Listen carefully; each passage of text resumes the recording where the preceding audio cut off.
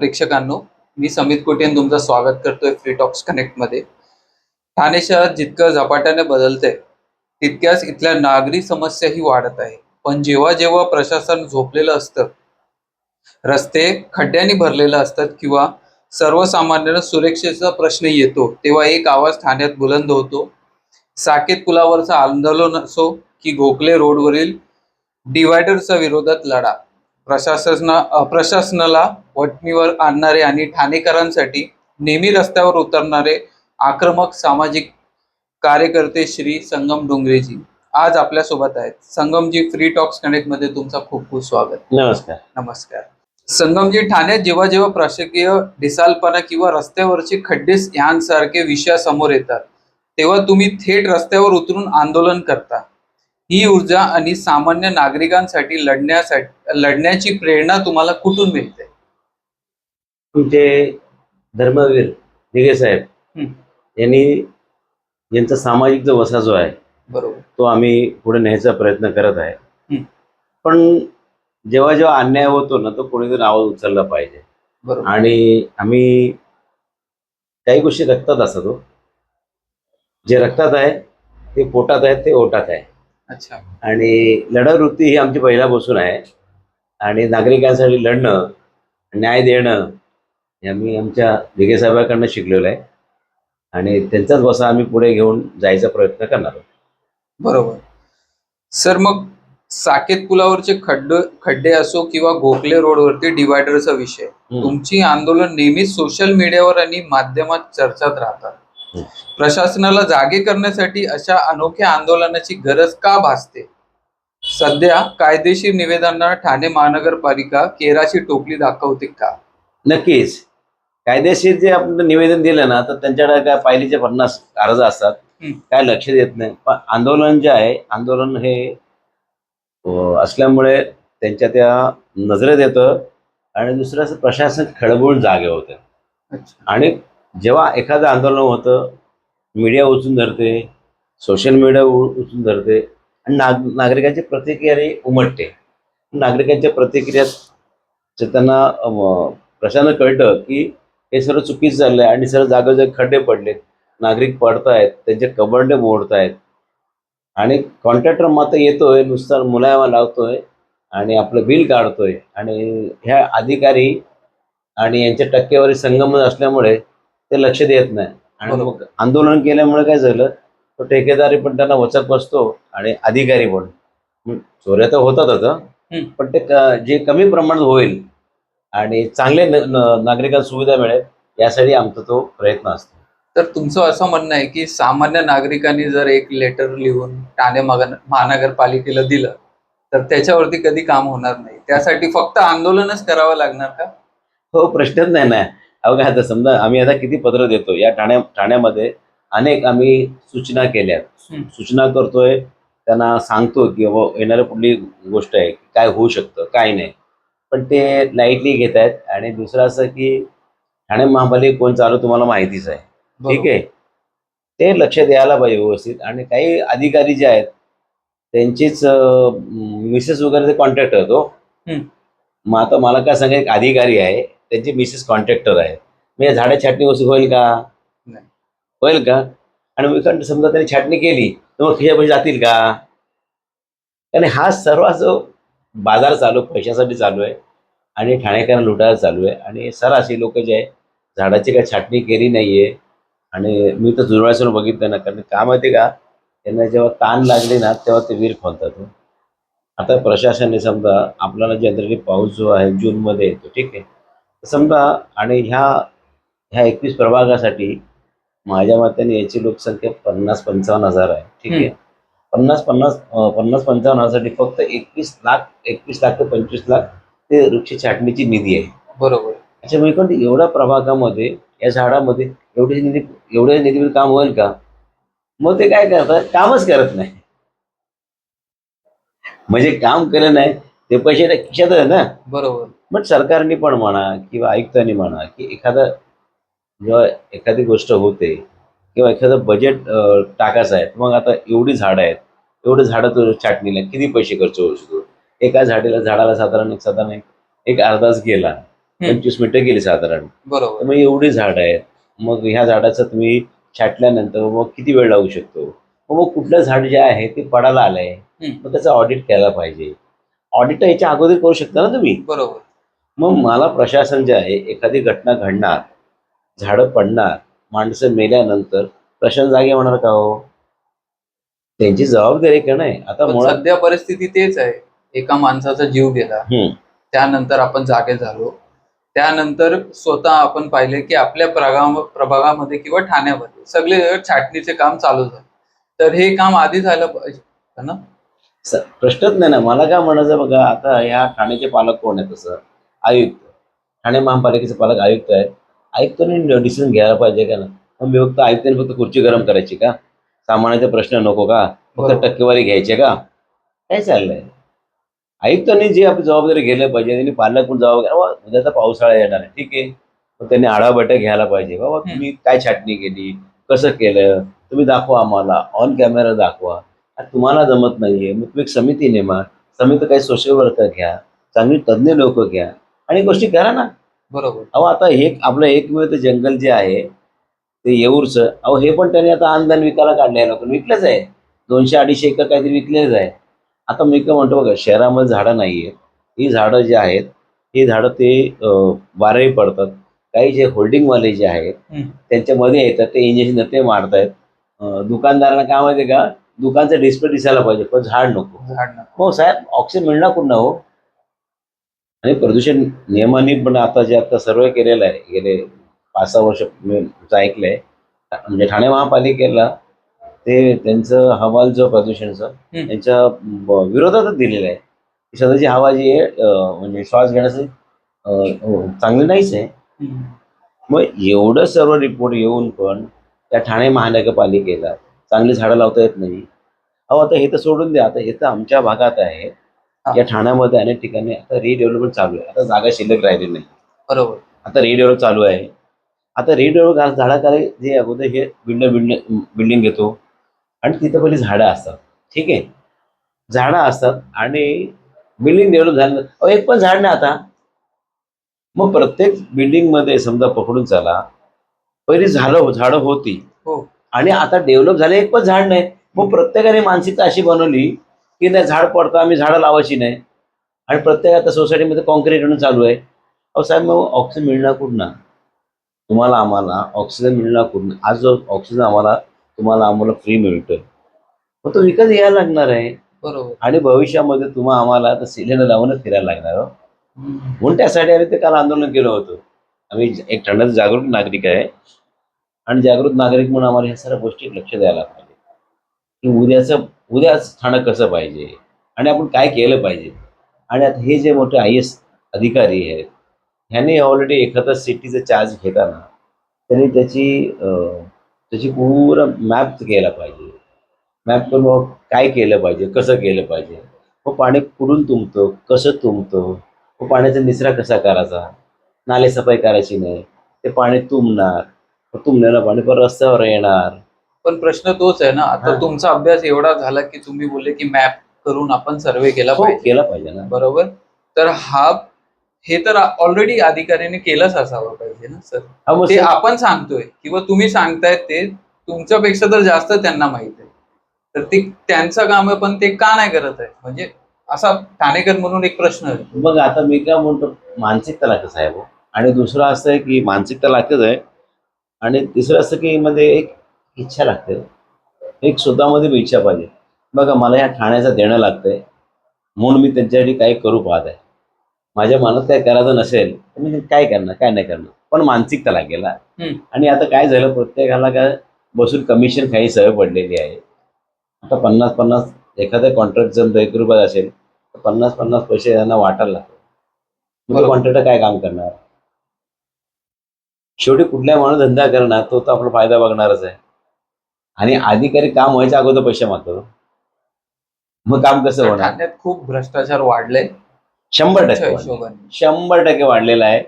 आणि हे जे अधिकारी आहेत आणि एक अधिकारी मला तर 2-2, 3-3 विभागाची जबाबदारी आहे. मग चांगले हे लोक तज्ज्ञ नेमू शकत नाही. चांगलं तज्ज्ञ नेमायला पाहिजे. या ठाण्यामध्ये आहे, ठाण्याचे रस्ते म्हणजे पहिले पूर्वी ह्या ठिकाणी वस्ती एका बिल्डिंग समजा समजा 20 लोक राहायचे. आज तिथे कमीत कमी नाही ना म्हणताना म्हणजे 20 फ्लॅट होते. 40 लोक राहत असेल. आता तिथं पकडा सांगा पकडून त्याला 40 ते 45 फ्लॅट झाले. साहेब लोक वाढले, 100 लोक झाले. बरोबर. म्हणजे बघा ना डायरेक्ट तुमच्या म्हणजे 1.5 लोक वाढले. पण मग हे एखाद्या बिल्डिंगच्या तुम्ही FSI देता, मग तेव्हा तुम्हाला त्याची मग त्याला पाणी किती लागेल त्याचं नियोजन नको. अहो ठाण्यात धरण पण नाही हो. ठाण्यासाठी नाही. धरण आहे का? नाही. मग नियोजन आहे का? त्या घोडबंदरला स्वस्त फ्लॅट मिळतात. लोक गेले तिथे, लोकांना अक्षरशः पाणी विकत घ्यायला लागतं. मग मला एवढंच कळतं की आपली जी व्यवस्था जी आहे की की आपण एवढ्या लोकांना सुविधा देऊ का? मुद्दा एक. नसेल देत तर मग तुम्ही बिल्डिंगला परवानगी का देता? फक्त रिन्यू घ्यायचं आणि बिचारा त्यांनाही अंधारात ठेवायचं आणि ही जे लोक करदाता जे म्हणजे वेळेवर कर भरतायत ते त्यांनाही अंधारात ठेवायचं. तर तुमच्या हिशोबाने ठाणे एक स्मार्ट सिटी म्हणून बनू शकतो का तुमच्या हिशोबाने? बघा ठाणे स्मार्ट सिटी मनाला बनवू शकते ना, पण यांची मानसिकता पाहिजे ना. यांची मानसिकता असेल ना नक्की स्मार्ट होईल. पण हे स्मार्ट व्हायच्या ऐवजी स्मार्ट पैसे खाण्यामध्ये मात्र व्यस्त आहेत. हे तुम्हाला ठोसून आणि ठामपणे सांगतो तुम्हाला. सर, ठाणे शहराचा जसा विस्तार झपाट्याने होत आहे, नवीन नवीन प्रोजेक्ट पण येत आहेत, पण वाढलेल्या लोकसंख्येत इथल्या पायाभूत सुविधांवर किंवा इन्फ्रास्ट्रक्चर प्रचंड ताण येतोय. तर तुमच्या मते ठाणे महापालिकेने सध्या कोणत्या गोष्टींना सर्वात आधी प्राधान्य दिलं पाहिजे? सर्वात पहिले अगोदर साहेब पाणी. पाणी फार महत्वाचं आहे. आणि पाऊस पडण्यासाठी झाडंही महत्वाची आहेत. बरोबर. झाडं लावायला पाहिजे. आणि आता काय झालं सर्वीकडे कॉन्क्रीटीकरण चालू आहे. कॉन्क्रीटीकरण असताना हे लोक त्या झाडाभोवती पण कॉन्क्रीटीकरण आहे. आणि त्या झाडाला पाणीही पोचत नाहीये, ऑक्सिजन पोचत नाहीये. त्याच्यामुळे काय झालं त्यांची मुळं जी आहेत खालपण जात नाही. त्याच्यामुळे ते वारा पाऊस आहे तो ते तग धरत नाही, ते पडत आहे. तर महापालिकेने ह्या सर्व गोष्टी केल्या पाहिजे ना. देहरादून सगळी महानगरपालिका जी आहे बघा ना त्यांनी सर्व गोष्टी व्यवस्थित केल्या. ती छोटी बजेटची महानगरपालिका आहे, त्यांनी सर्व गोष्टी केल्या. त्यांचे ते एक पण झाड पडत नाही. आणि आमच्याकडे झाड पडत आहेत का पत्त्यासारखी माणसं पडतात तेच काय कळत नाही. पण सध्या जसे सत्तेधारी असो किंवा विरोधी पक्षांचे नगरसेवक सुद्धा असेल, सगळे लोक रस्त्यावर उतरले आता 2 दिवसाच्या पावसात. कुठं दिसलं रस्त्यावर दिसलं ते दाखवा. कोण रस्त्यावर होतं? सगळे होते लोक, ते दाखवत होते की आम्ही रस्त्यावर उतरून काम करत आहोत, आम्ही जनतेसोबत आहे. दिखावा तर भरपूर लोक करतात हो. दिखावा करायला भरपूर आहे. मग मी काय म्हणतो हे नगरसेवक म्हणून आहे, याने अगोदर काय छाटणी करून घेतली. मग इथे बाहेर बोंबा मारण्यापेक्षा मग त्यांनी समजा महापालिका आयुक्ताला स्थायी समिती सैनिक सभा त्यांची स्थायी समिती असेल सभा असते तर त्यांनी बजेट करण्यापासून घेतलं एक आहे. दुसरं असं की बजेट पास न करता त्यांनी मिटिंग करण्यात घेतली, तिथं त्यांनी बाधिका धारकांना धरलं. बघा नगरसेवक म्हणून त्यांची जबाबदारी आहे ना. बरोबर. की एखादी घटना आता घडणार आहे, आता पाऊस आलाय, पावसाचं नियोजन पाहिजे. किंवा आता झाडं पडणार, मग कुठली झाडं जी आहेत ते पडायला आले, छाटणी करायला पाहिजे. मग झाडासाठी काय केलं पाहिजे. बघा मला एवढंच कळतंय नगरसेवक नगर जो आहे त्याने सेवक मंडप आहे. नगरसेवक आता आली मालक झाले हो. तो मालक हे बघतोय. म्हणजे मला नागरिकांनी मत दिलं. आता काय झालं नगरसेवक होण्यासाठी पैसा पाहिजे. तुम्ही पैसे नागरिकांना वाटले, पैसे दिले की नागरिक मतदान करतायत. मतदान केलं की ते लक्ष देतच नाही. तुला पैसे दे, तू मला काय बोलतोस? हा मानसिक झालाय. आणि बघा आम्ही कोणाला काय पैसे वाटले नाही. आम्ही नागरिकांची कामं करतोय. नागरिक समस्या आमच्याकडे येतात, आम्ही मांडतो आणि करतोय. पण नगरसेवकांनी ही जी बाजू जी आहे म्हणजे जेव्हा एखादी पाऊस येतोय तर अशा वेळेला तिथे त्यांना जाब विचारला पाहिजे, मग तू छाटणी काय केली? मग आमची छाटणी नाही केली. चला दाखवतो. अधिकाऱ्यांचं पाणी दोरा ठेवा. पाणी दोरा ठेवू शकत नाही. बरोबर. आता समजा त्यांनी जे आहे त्यांनी म्हणजे थोडक्या या नगरसेवकाचं या प्रश्न वचक नाहीये का? असलाच पाहिजे. काही कमकुवत आहेत, काही ऐकत नाहीत.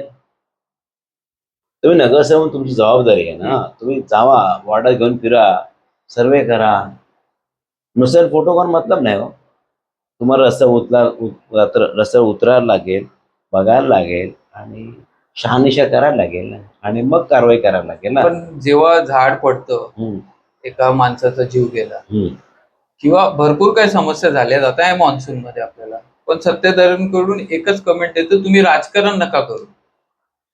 हे स्टेटमेंट नेहमी असतं सत्ताधाऱ्यांकडून, कोणत्याही पक्षाचा असतो. जेव्हा काही प्रॉब्लेम्स असतात तेव्हा हे लोक बोलतात तुम्ही राजकारण नका करू.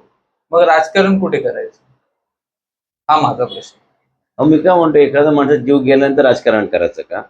अहो मग एखादी जेव्हा घटना म्हणा, एखादी परिस्थिती जी आहे ती व्हायच्या अगोदर आपण अलर्ट नको का? करेक्ट. आता बघा, ह्या मुंबई ठाण्यामध्ये कोकण म्हटलं की पाऊस जास्त पडतो, हो. मग आपण म्हणजे त्याचे नियोजन नको का? मग आपण ही जी गटारे जी आहेत, ही गटारी फक्त नावाला आहेत. हे लोक काय करतात, वरती फक्त खरडवतात, फक्त ते पायवाटा बनवतात, कारण पायवाटात पैसा जास्त आहे.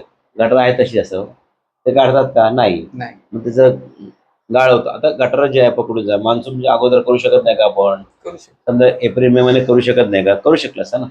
मग त्यांनी लक्ष नको द्यायला का? वेळेवर समजा घाण वर्षी काढली गटाराची, तर मग पाणी व्यवस्थित जाईल का नाही? बरोबर. नाले सफाई आहेत, ते सापत न केले, तो कचरा असणार. कचरा असल्यामुळे तो कचऱ्यामुळे पाणी आणणारच ना. तुम्ही सगळं साफ करा ना. पाऊस आला मग नाले सफाई व्हायला पाहिजे, गटारी सफाई व्हायला पाहिजे, छाटणी वेळेवर व्हायला पाहिजे. मी तर म्हणतो 6 महिने माझ्या हातात द्या, मी नाही सर्व व्यवस्थित करून दाखवलं ना, तर मग मला बोला. प्लॅनिंग बघा, इच्छाशक्ती बघा, मला एवढंच कळतं, तुमच्याकडे इच्छाशक्ती पाहिजे. इच्छाशक्ती तुमच्याकडे नसेल तर तुमच्याकडे कुठलंच काम होणार नाहीये. बरोबर.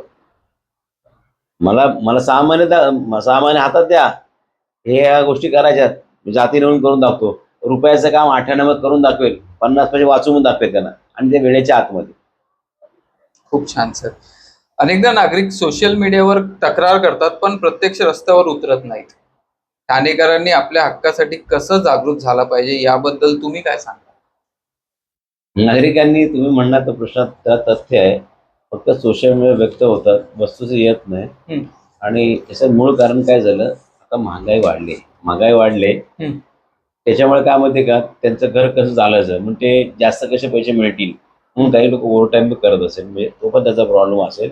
आणि आता आली काय, मोबाईल प्रत्येकाच्या हातात आहे, मोबाईलमध्ये गुंग आहेत.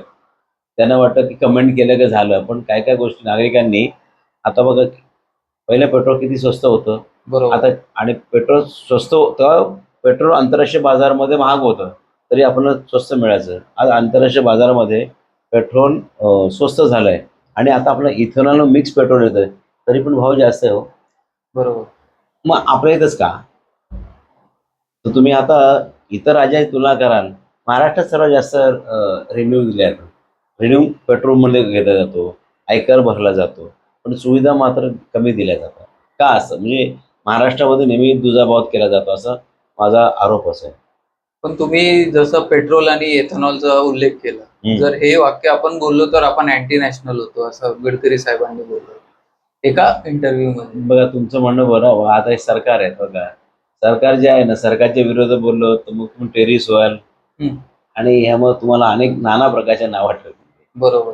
आणि पण मला एवढंच आहे, बोललं पाहिजे हो, विरोध नाही केला पण ना. लोकशाही उरली आहे बोलण्यासाठी. अहो बघा, नागरिकांनी बोललंच नाही ना, तो लोकशाही नाहीये. नागरिकांनी बोलायला सुरुवात केलं ना, तर मग सरकार जागे येईल, वटणी होईल ना. नागरिकांनी निमूट अन्याय सहन केला ना, तर मग अन्याय करणारा तो नेहमी अन्याय करतच राहतो. बरोबर. तुम्ही तो आरेला कार्य करत नाही, तोचपर्यंत हे सरकार जागे होत नाही. आणि मग सरकारला वाटतं मध्ये काय काय, कोण काय बोलत नाही, शंड झाले. मग सरकार जो आपलं काय करतो, ती भूमिका जी आहे ती घेणार ना. तुम्ही आवाज उचला, बघा सरकार कशी खडकपूर जागा होतं. बघा ना, आम्ही कुठलंही आंदोलन केलं त्याचं तुम्हाला ते रिझल्ट येतो का नाही तुम्हाला? बरोबर. रिझल्ट मिळतो का नाही? भले 2 दिवस लेट, पण रिझल्ट मिळतो ना. तर ते आंदोलन ताकद आहे, आणि नागरिकांनी सर्वांनी अन्याय सहन न करता प्रत्येकाने आवाज उचलला पाहिजे. लोकशाही आहे ना, टिकवण्यासाठी प्रत्येकाने, मी जर प्रयत्न करतोय तसं प्रत्येकाने प्रयत्न केले पाहिजे. आणि बाबासाहेबांनी आपला घटनेने अधिकार दिलाय, बरोबर. त्याचा आपण अंमलबजावणी केलं पाहिजे. आणि कायदा तोच आहे, फक्त तुम्ही आम्ही आहे ना घरात बसून त्या कायद्याच्या गप्पा मारतो. एखादा मोठी घटना घडते, रेप होतात, अशा वेळी तुम्ही रस्त्यावर उतरला पाहिजे, नागरिकांनी तीव्र सक्षम होऊन नोंदवलं पाहिजे. अशा भरपूर घटना आहेत. आता काही वाचाळवेळ लोक आहेतच, ते तर गप्पा मारतातच उलट्या सुलट्या, पण अशा वेळी तुम्ही निषेध नोंदवला, त्यांच्याही तोंडाला चाप लागू शकतो ना. बरोबर. सर 2 वर्ष आधी 2024 मध्ये हम्म. तुम्ही विधानसभा निवडणूक माघार घेतली होती. पण भविष्यात ठाणे महानगरपालिकेच्या आगामी निवडणुकांमध्ये किंवा इतर कोणत्याही इलेक्शनमध्ये तुम्ही स्वतः उतरणार का? की फक्त समाज कार्यकर्ता म्हणूनच काम करत राहणार? बघा, मला समाजकार्य करताना मला आवडेलच, पण बघा, घटनात्मक एखादं पद असेल तर नागरिक सुविधा मिळण्यासाठी जो वेळ लागेल तो पटकन लागेल, म्हणजे पटकन होईल. म्हणजे हम्म. जो आता मी समजा एखाद्या गोष्टी केल्या, आंदोलन केलं, तर रिझल्ट तो मिळतोच आहे. हा. एक दिवस तो ताबडतोब लागेल. अच्छा. म्हणजे काय म्हणते का, समजा आता मी समजा आमदार झालो, हा. तर विधानसभेमध्ये नागरिक समस्या बोलणार बरोबर. आणि मग त्यांना आपल्या समस्या मांडणार ना, आणि मग ते त्यातून ताबडतोब ते मला निर्णय देऊ शकतील, म्हणजे निर्णय देतील किंवा ते अंमलबजावणी करतील. पण आता आता कसं आहे माहिती आहे का, मी एक समाजसेवक आहे, त्याच्यामुळे आंदोलनच माझा हा हत्यार आहे आणि माझं मार्गत्व आहे. बरोबर. कारण मी आंदोलन केलं, सरकार जागं होतं आणि मग सरकार ते रिजेक्ट देत आहे. पण भविष्यामध्ये मी ही ठाणे महापालिका नाही, पण मी विधानसभा लढवणार आहे. मागच्या वेळी विधानसभा मी लढवणार होतो, पण तांत्रिक काही कारणामुळे ती लढू शकलो नाही. कारण की एवढं मोठं हे आहे म्हणजे जी आमची हद्द जी आहे, नाही ना म्हणताना वाघवीरपर्यंत आहे हो. बरोबर.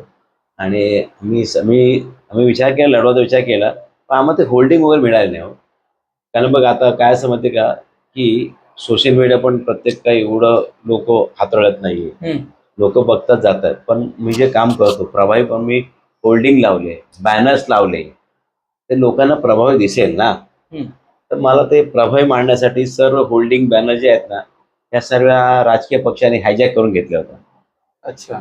मग हायजॅक करून घेतल्यानंतर मग आम्हाला प्रभावी माध्यमच राखणार, आणि एवढं मोठं प्रभाग जो आहे किंवा विधानसभेचं क्षेत्र आहे, फार मोठं आहे हो, आणि लोकसंख्याही जास्त आहे. हो.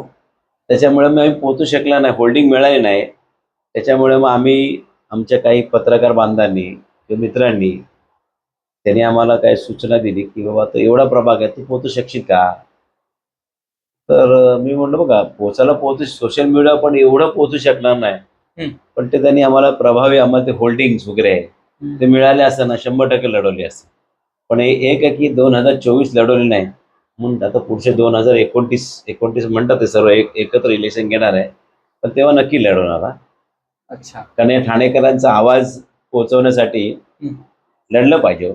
लढावं माझी वृत्ती आहे, आणि आमचे गुरु जे आहेत त्यांनी या ठाण्यासाठी भरपूर गोष्टी केलेल्या आहेत. बरोबर. आणि त्यांचा वसा आम्हाला पुढे न्यायचा आहे. आणि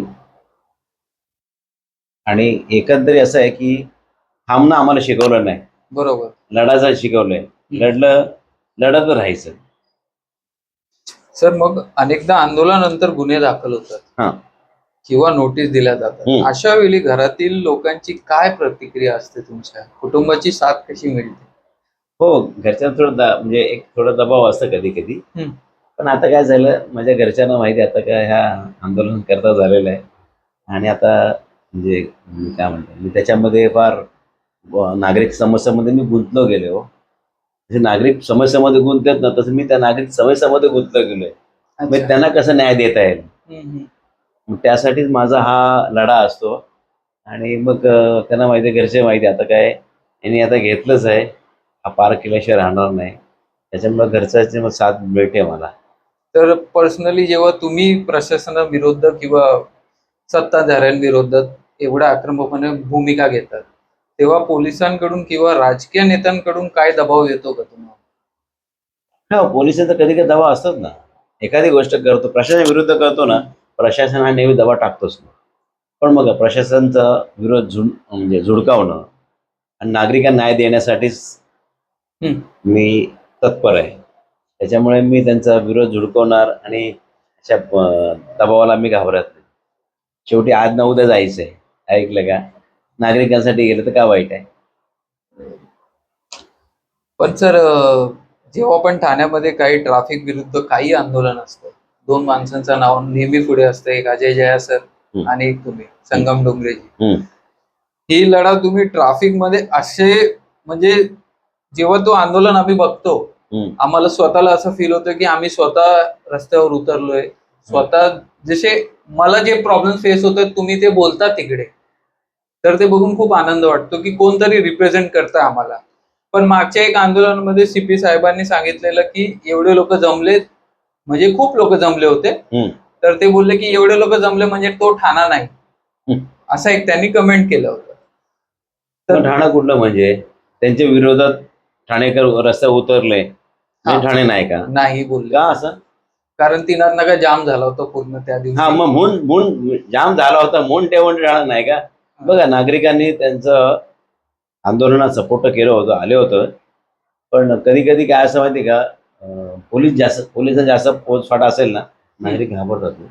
बरोबर. आणि त्या दिवशी काय केलं होतं, नागरिक म्हणजे पोलिसांनी एवढा बंदोबस्त केला होता ना, लोकांना वाटतं की याला फुकट माझा म्हणजे मी गेलो तर मला धरून आत्म टाकतील. नागरिकांचा एक गैरसमज आहे. त्याच्यामुळे कधी कधी दबावपोटी ना काही नागरिक रस्त्यावर उतरत नाही. पण तुमच्या माध्यमात मला सांगा नागरिकांना, बघा, पोलीस आपल्या संरक्षणासाठी आहेत, पोलीस का आपला आत्म टाकण्यासाठी आहे. तुम्ही आंदोलनात सहभागी घ्या आणि चुकीच्या गोष्टीचा विरोध करा. खरंय. मग आजची तरुण पिढी सामाजिक प्रश्नावर फक्त रील किंवा कमेंट्स करण्यापुरती मर्यादित राहिली आहे का? त्यांना ग्राउंड लेवलवर आणण्यासाठी काय केलं पाहिजे? बघा, आता काय झालंय, मुळात सोशल मीडियाच्या आहारी लोक गेले. तसं बघा, मला एवढं तुम्हाला म्हणायचं आहे, आता या बाहेर देशामध्ये, फॉरेनमध्ये म्हणावं, 13 वर्षाच्या वरतील मुलांना ते फेसबुक, इंस्टा, सोशल मीडिया वापरून देत नाही. तसं आपलं तर करायला पाहिजे म्हणावं. कारण का माहिती का, ह्या वयातच मुलांच्या शिक्षणाचा जो गाभा आहे, आणि त्या म्हणजे ते शिक्षणाला त्यांना लक्ष द्यायचं, त्याच वेळेला त्यांचं ह्या सोशल मीडिया लक्ष जातं. सरकारने ही भूमिका बजावली पाहिजे. बरोबर. की बघा आता हे बाहेरचे देश आहेत, यांनी 13-14 वर्षावरती त्या सोशल मीडिया बंदी घातली हो. आपल्या देशाने पण विचार केला पाहिजे ना. बघा, मी म्हणतो, हे युथ आहे, हे उद्याचं भवितव्य आहे. आपण त्याचीच काळजी नाही घेतली, मग कसं होईल हो? ह्यासाठी गोष्टी बघायला पाहिजे. आणि सरकारने काय काय गोष्टी कठोर पावलं उचलायला पाहिजे. सरकार म्हणून त्यांची जबाबदारी पूर्ण पार पडायला पाहिजे. बरोबर. आणि काय झालं की आम्ही आहे ना, बघा, पूर्वी खेळायचो.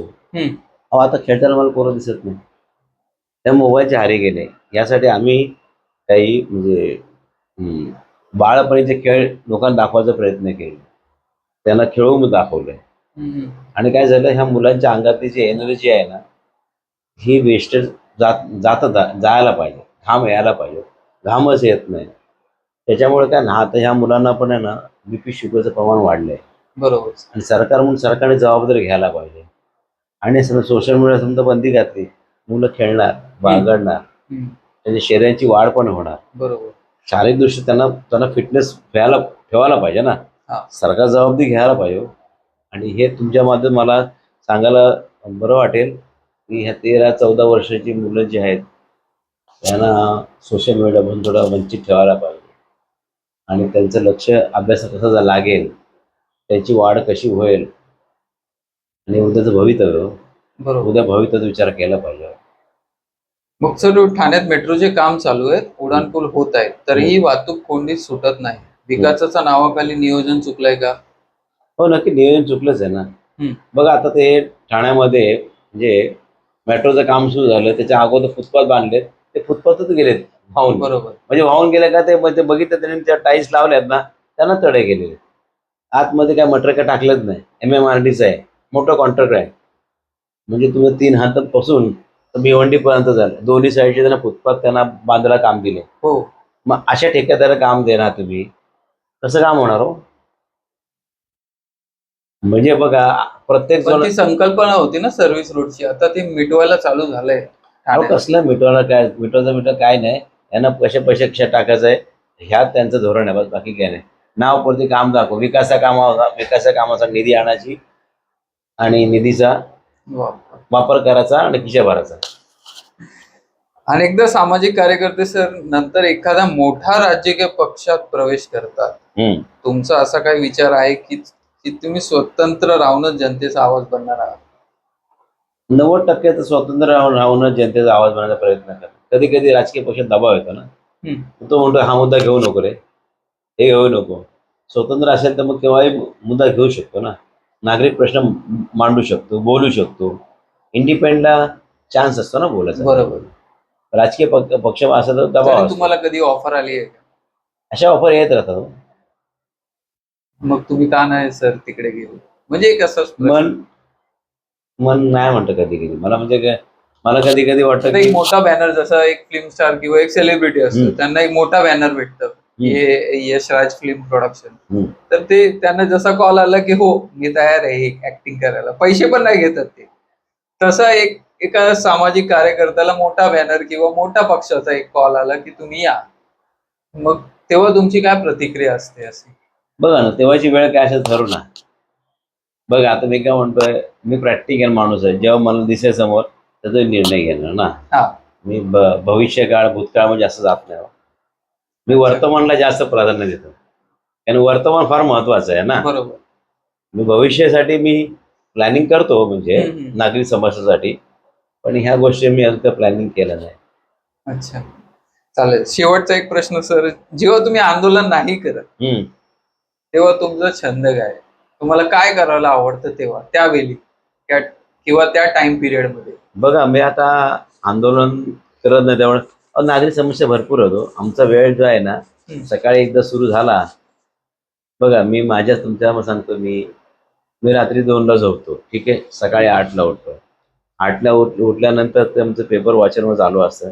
त्यानंतर फोन चालू होतात, नागरिक समस्या चालू असतं. नागरिक समस्या असल्यामुळे त्यांच्यात वेळ त्याचाच गुंतला जातो. त्याच्यामुळे मग वेळच भेटत नाही. वेळ भेटत नाही, मग घरचे कधी कधी तक्रार करतात वेळ भेटत नाही म्हणून. मग त्यांना वेळ देता येत नाही कधी कधी, ते तक्रार करतात. पण त्याचा सांभाळून घ्या मला. आपण एक रॅपिड फायर राऊंड घेऊया तुमच्यासोबत. हा बोला का. ते एका वर्ड मध्ये तुम्ही उत्तर हा द्यायचं. येस. ठाण्यातील तुमचा फेवरेट स्पॉट कोणता? आता फेवरेट स्पॉट काय सांगणार, म्हणजे ऐकलं का, तळापाळीच हा ठाण्याचा हॉटस्पॉट आहे ना. बरोबर. हो. आणि या ठिकाणी मी तिथे मसाल्याची मागणी करतोय. या ठिकाणी तिथे विवाह जे केंद्र आहे, ती जी मुलं, गरीब मुलं जी आहेत, ती म्हणजे लव्ह मॅरेज लग्न करतात, ते बिचारे तिथे येत आहेत. आणि ते ते लग्न करताना ते बाजूला ते हॉल, छोटासा हॉल असतो, बरोबर. ते 15-20 हजार रुपये घेत आहेत. तर मी माननीय आयुक्तांना सांगितलेलं आहे की ते जीवन प्राधिकरण जे इथे आहे, या ठिकाणी तुम्ही पार्किंग करताय, तिथं मोठं मसाले करा, एक ह्या मुलांसाठी हॉल बांधा आणि संग्रहालय बनवा. अच्छा. बाबासाहेब संग्रहालय, छत्रपती शिवाजी महाराज संग्रहालय, की जेव्हा आपण एखाद्या परदेशात फिरायला जातो तर त्या ठिकाणी ती लोक चार्ज करतात आणि ते आपला इतिहास दाखवतात. त्यांचं विधभर आहे, ते हातभर दाखवतात, आणि आमचा हातभर आहे आणि आम्ही विधभर दाखवतोय. दाखवतच नाही कधी कधी. या ठाण्याचा इतिहास आहे, हे ठाणे तलावाचं शहर आहे, दाखवा ना. पर्यटन वाढलं पाहिजे हो. पर्यटन वाढलं ना तरच विकास होईल ना. आता तसं बघितलं, ठाण्याचं मेन पर्यटन स्थळ बघणार तुम्ही तर तळापाळी हाच पर्यटन स्थळ आहे, कारण तिथे शंकराचं मंदिर, प्राचीन मंदिर आहे. पण यांची मानसिकता नाही. आता शंकरचं मंदिर प्राचीन, तर त्यांचं जीर्णोद्धार चालू होतं, बांधायचं काम, पण अजून काय झालं नाही. पण ह्या सर्व गोष्टी सरकारने ना, या ठाणे शहरांना पर्यटनासाठी प्राधान्य दिलं. पर्यटन वाढलं, उद्योग वाढणार, त्याला काम मिळणार आणि सर्वांना रोजगार मिळणार हो. त्याच्यामुळे हा तळापाळी हा चांगला स्पॉट आहे आमचा, आणि त्याच्याकडेच आम्ही प्रयत्न करतो. टांगाशन इकडचा होता, तो तिकडे टाकायचा प्रयत्न आम्हीच केला. अच्छा. त्यानंतर तुमच्यात बघा ते सेंट स्कूल आहे, इथे सर्व लघुशंक करायचे. आम्ही नागरिकांना हार घातले, हार घालून नागरिकांची ती लघुशंक करते बंद झाली. आणि आज बघा तळापाळी सुटसुट दिसतोय तुम्हाला. त्या अनुषंगाने ह्यांनी काही पावलं उचलली पाहिजे. अजून माझं काही त्या ठिकाणी काही अजून माझ्या सूचना आहेत, त्या तळापाळी अजून कशी सुंदर करता येईल, त्यासाठी अजून काय काय करता येईल. पर्यटन वाढलं पाहिजे, ही मुलं जी आहेत त्यांचं करमणूक साधन म्हणलं पाहिजे, मुलं तिथे गेली पाहिजे, पालकांना विरंगुळा मिळाला पाहिजे, आणि थोडं ना सोशल मीडिया म्हणा किंवा मोबाईलपासून थोडं अलिप्त राहायला पाहिजे. म्हणजे ठाणेकर सुरक्षित आहेत का? सुरक्षित, आता बघा सुरक्षित सर रॅपिड फायर आहे, हो किंवा नाही?